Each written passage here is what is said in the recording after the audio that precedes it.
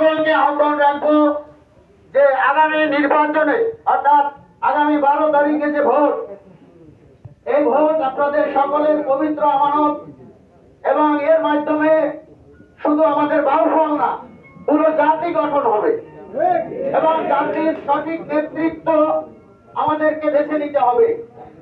সুতরাং সেই নেতৃত্ব কার হাতে গেলে আমরা বাঙালি হিসাবে হিন্দু, মুসলিম, বৌদ্ধ, খ্রিস্টান সকলে মিলেমিশে সকলের সংস্কৃতি, সকলের ধর্মকে স্বাধীনভাবে পালন করতে পারবো, সেই বিচার বিশ্লেষণ কিন্তু আমাদেরকে করতে হবে।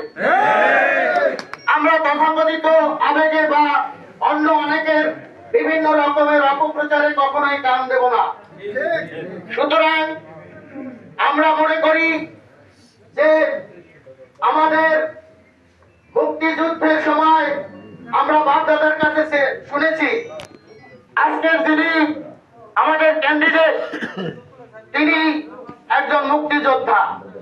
তাইলে মুক্তিযোদ্ধা যিনি, আমরা তাকে ছেড়ে অন্য কারোর কাছে যেতে পারি? বলে প্রশ্নই আসে না।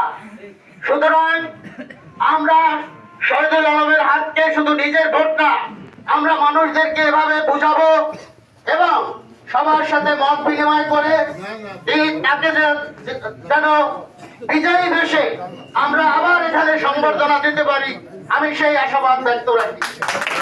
আরেকটু কথা না বললেই নয় যে বিগত 24শে আগস্টের পরে আমাদের অত্র অঞ্চলে আমরা হিন্দু সমাজে ছিলাম, এখানে আমাদের স্থানীয় যারা বিএনপি ছিলেন, আমি দু একজনের নাম উল্লেখ না করলেই নয়, তার ভিতরে আজম ভাই, ইখতিয়ার উদ্দিন সর্দার, ইফতিকারপুর আমরা যাকে ডাকি, বাদল সর্দার, জাকির সর্দার, তারপরে যে মনির সর্দার, এরা কিন্তু সরাসরি আমাদের হিন্দুদের নিরাপত্তার জন্য যা যা করেছে।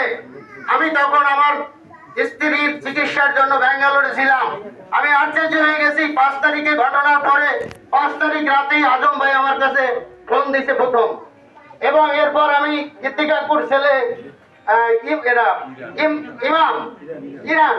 ইরানের সাথে আমি যোগাযোগ করার পরে তারা আমাদের এই গ্রামে নিরাপত্তার জন্য এবং পরপর অনেকদিন এবং এখানে একটা মিটিংও করেছেন। সুতরাং তাদের এই ঋণ আমরা কোনোদিন ভুলবো না এবং এই ঋণ শোধ করার মতো নয়।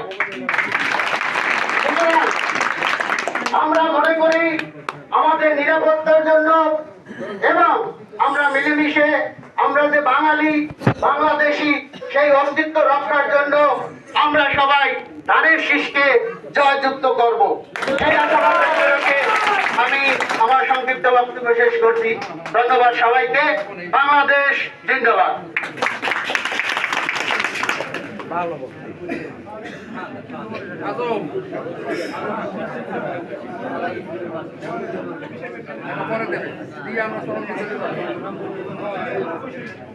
আচ্ছা, আমাদের সময় স্বল্পতার জন্য আমাদের মাননীয় প্রধানমন্ত্রী এখন বক্তব্য রাখবেন।